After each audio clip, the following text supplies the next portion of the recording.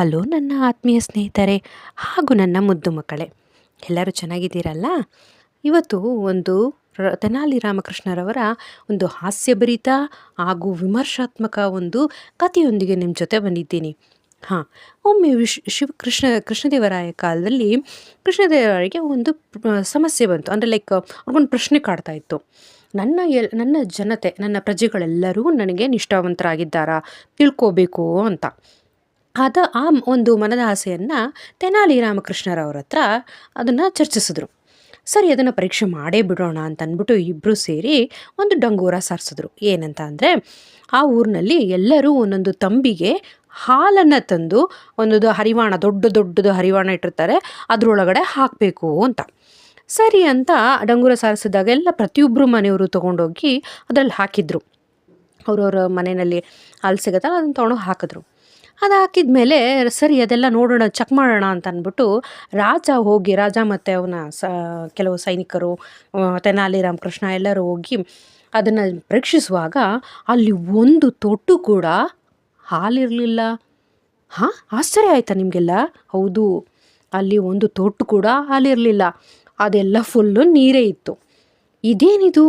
ಹಾಗಾದರೆ ನನ್ನ ಪ್ರಜೆಗಳೆಲ್ಲ ಎಲ್ಲರೂ ಅಪ್ರಯೋಜಕರ, ಅಂದರೆ ಅವರೇನು ನನಗೆ ನಿಷ್ಠಾವಂತರಾಗಿಲ್ವಾ ಅಂತ ಒಂದು ಸಮಸ್ಯೆ ಅವ್ರಿಗೊಂದು ತಲೆಯಲ್ಲಿ ಕುರಿತು. ಏನಪ್ಪ ಇದು ಹಿಂಗಾಗೋಯ್ತಲ್ಲ, ತಲೆಗೆ ಬಂತು ಆ ಒಂದು ಏನಪ್ಪ ಇದು ಹಿಂಗಾಯ್ತಲ್ಲ, ನನ್ನ ಪ್ರಜೆಗಳೆಲ್ಲ ಹಿಂಗೆ ಮಾಡಿದ್ದು ನನಗೆ ಯಾಕೋ ಸರಿ ಬರಲಿಲ್ಲ ಅಂತ ಅವನು ಬೇಸರ ವ್ಯಕ್ತಪಡಿಸಿದ್ರು ತೆನಾಲಿ ರಾಮಕೃಷ್ಣವ್ರ ಹತ್ರ. ಆವಾಗ ತೆನಾಲಿ ರಾಮಕೃಷ್ಣ ಒಂದು ಮಾತನ್ನು ಹೇಳಿದ್ದು ಸುಳ್ಳಾಗಬಹುದು, ಕೇಳಿದ್ದು ಸುಳ್ಳಾಗಬಹುದು, ವಿವೇಚಿಸಿ ಯೋಚಿಸಿದಾಗ ನಿಜವೂ ತಿಳಿಯುವುದು ಅಂತ. ಏನಂದರೆ, ಅವನೊಂದು ಮನೆಯಲ್ಲಿ ಪಕ್ಕದ ಮನೆಯವನು ಹಾಕ್ತಾನೆ ಅಂತ ಅವನು ಒಂದು ತಂಬಿಗೆ ನೀರು ಹಾಕ್ತಾ, ಆ ಪಕ್ಕದ ಮನೆಯವನು ಹೇಳಿದ್ನಲ್ಲ ಅವನು ನೀರು ಹಾಲು ಹಾಕ್ತಾನೆ ಅಂತ ಅಂದ್ಬಿಟ್ಟು ಇನ್ನೊಬ್ಬ ನೀರು ಹಾಕ್ದ. ಹಿಂಗೆ ಎಲ್ಲರೂ ಸೇರಿಕೊಂಡು ಅವನು ಹಾಕ್ತಾನೆ ಇವನು ಹಾಕ್ತಾನೆ, ನಂದ್ರಲ್ಲಿ ಒಂದು ಸ್ವಲ್ಪ ಗೊತ್ತಾಗಲ್ಲ ಬಿಡು ಅಂತ ಹಾಕಿದ ಎಲ್ಲ ಹಾಲು ಅಂದ್ಕೊಂಡಿದ್ದು ನೀರು ಅದೆಲ್ಲ ಹರಿವಾಣದಲ್ಲಿ ಬರೀ ನೀರೇ ಇದ್ದಿದ್ದು ಒಂದು ಪ್ರಶ್ನಾರ್ಥಕವೇ.